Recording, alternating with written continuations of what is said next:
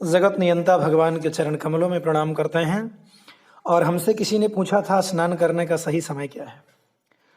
अब किसी ने पूछ लिया था तो पूछा तो इतना ही गया था, स्नान करने का सही समय क्या है, लेकिन स्नान कितने प्रकार का हमारे शास्त्रों में बताया गया है, मैं वो भी चर्चा यहाँ कर दे रहा हूँ। और जो लोग भी इस चर्चा को सुनेंगे वो सुनने वाले भी भाग्यशाली हैं। आप स्नान करने के सही समय के बारे में भी सुन लीजिए जो हमारे शास्त्रों के अनुसार है, और स्नान कितने प्रकार का होता है। और स्नान कितने प्रकार का होता है, इसमें एक प्रकार तो ऐसा भी है जो प्राणी मात्र को सुलभ है। मैं सिर्फ मानव की बात नहीं करता, दुनिया के किसी कोने में रहने वाला कोई जीव हो, कोई प्राणी हो, किसी को सुलभ है। तो आप बड़े सावधानी से इसका श्रवण करें, क्योंकि ये जानकारी बड़ी कल्याणकारी है। जो कुछ मिल रहा है आपको बड़े लाभदायक और अत्यंत कल्याणकारी चर्चाएं हैं सब। इसीलिए मैं हर बार कहता हूं, इसको केवल स्वार्थ के दृष्टि से ही ना देखा जाए। इसी बार बार मैं कहता हूं कि अगर आप नए हैं इस चैनल पर तो इस चैनल को सब्सक्राइब तुरंत कर लें। अगर इस तरह की आनंदमयी कल्याणकारी चर्चाओं से आपको अपना संबंध जोड़ना अच्छा लगता हो तो आप इस चैनल से अपना संबंध बना लें। वो सब्सक्राइब के माध्यम से ही बनेगा, और बेल को भी दबा लें, जिससे इस तरह की कल्याणकारी चर्चाएं, कल्याणकारी मंत्र आप तक अनवरत निर्बाध गति से पहुंचता रहे। और इन चर्चाओं को जितना ज्यादा शेयर कर सकते हैं करिए, जिससे दुनिया में ज्यादा से ज्यादा लोगों को इसका लाभ मिले। जो लोग सुन रहे हैं कम से कम उनका भी तो यह फर्ज है कि इसको लाइक और शेयर जितना ज्यादा कर सकते हैं करें। बहुत कुछ अभी इस चैनल के माध्यम से बताना है, लेकिन मैं थोड़ा इंतजार में हूं। तो आप लोग जब लाइक ज्यादा करेंगे, शेयर ज्यादा करेंगे, तो फिर हमारा मन भी कुछ और बेहतर बताने के लिए कहेगा। तो चलिए, स्नान कितने प्रकार का होता है शास्त्रों के अनुसार? 7 प्रकार के स्नान हैं। पहला है मंत्र स्नान, आपो हिष्ठा इत्यादि मंत्रों से मार्जन करना, कुछ मंत्रों के माध्यम से जल छिड़कना, मंत्र स्नान। दूसरा अग्नि स्नान, अग्नि की राख पूरे शरीर में लगाना, जिसे हम भस्म स्नान भी कहते हैं। तीसरा भौम स्नान, पूरे शरीर में मिट्टी लगाने को भौम स्नान कहते हैं। धरती का एक नाम भौम भी है। चौथा वायव्य स्नान, गाय के खुर की धूल लगाने को वायव्य स्नान कहा जाता है।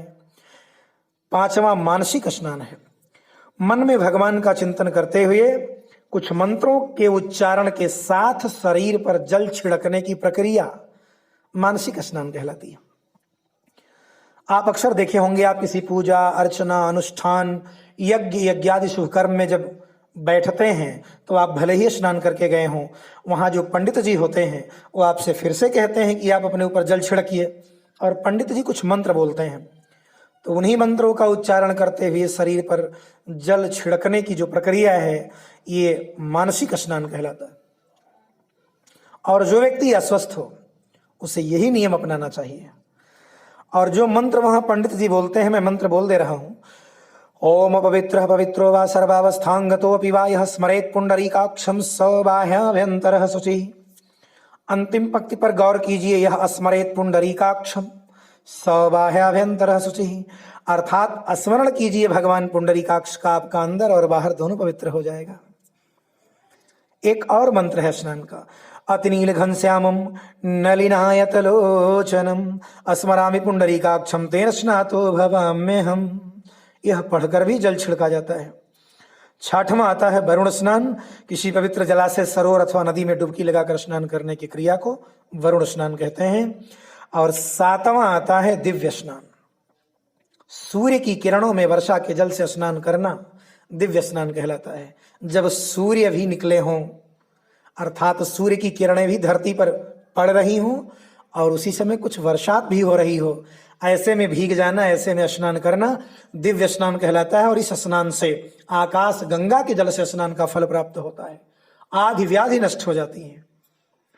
भगवान कृष्ण को जब गोविंद की उपाधि दी गई थी तब ऐरावत हाथी ने आकाश गंगा के जल से ही उनको स्नान कराया था। वह फल मिलता है व्यक्ति को जब सूर्य की किरणें धरती पर पड़ रही हों, वर्षात भी हो रही हो, और बहुत बार ऐसा होता है कि थोड़ा सा धूप भी होता है और वर्षा भी हो रही होती है। ऐसे में निकल कर स्नान करना दिव्य स्नान कहलाता है। अब स्नान करने का सही समय क्या है? जब समय के अनुसार हम स्नान को विभक्त करते हैं तब स्नान 3 प्रकार का हो जाता है। देव स्नान, मानव स्नान, दानव स्नान। ध्यान से सुनिएगा, सूर्योदय से पहले अर्थात ब्रह्म मुहूर्त में स्नान करना देव स्नान कहलाता है।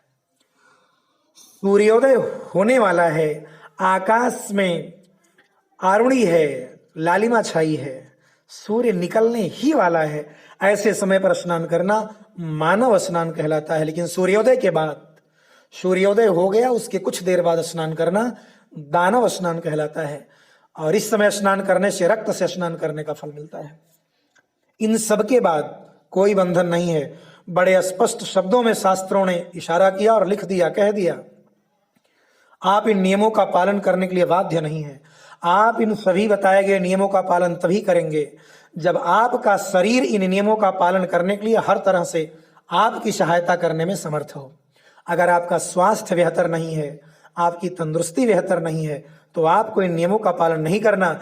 गाय के खुर की धूल लगा लेने से स्नान हो जाता है, भगवान नारायण का ध्यान कर लेने से स्नान हो जाता है, गीले कपड़े से कोई वस्त्र भिगो करके शरीर को पोंछ देने से भी स्नान का फल मिलता है। इसलिए सबसे पहले हम स्वास्थ्य को ध्यान में रखेंगे। यही तो हमारे शास्त्रों, हमारे ग्रंथों और इस सनातन की विशेषता है। यही तो इसकी सुंदरता है, यही तो इसकी सरलता और सहजता है। यहाँ कोई दबाव नहीं, कोई बाउंडेशन नहीं, कोई बंधन नहीं। आप जिसमें समर्थ हैं वही करिएगा, कोई दबाव नहीं। हाँ, अब आपका स्वास्थ्य बेहतर है, आप यह कर पाने में समर्थ हैं, तो जरूर इसका लाभ लीजिए, अन्यथा कोई दबाव नहीं। और हमारे यहाँ तो पूजन, अर्चन, भजन, ध्यान, हवन, मंदिर जाना, तीर्थ जाना, किसी का कोई बंधन नहीं है। हमारे यहाँ तो भजन है, काम करते चलो, नाम जपते चलो, दिल से गोविंद का ध्यान धरते चलो, काम की वासना को जलाते चलो, कृष्ण गोविंद गोपाल गाते चलो। चलो अर्थात आप चलते रहिए, आपको रुकने की जरूरत नहीं। आप अपने कर्तव्य कर्म का पालन करते रहिए।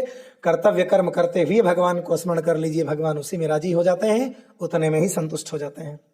आगे की पंक्तियां हैं, याद आएगी उनको कभी ना कभी, कृष्ण दर्शन तो देंगे कभी ना कभी, ऐसा विश्वास मन में जमाते चलो, कृष्ण गोविंद गोपाल गाते चलो।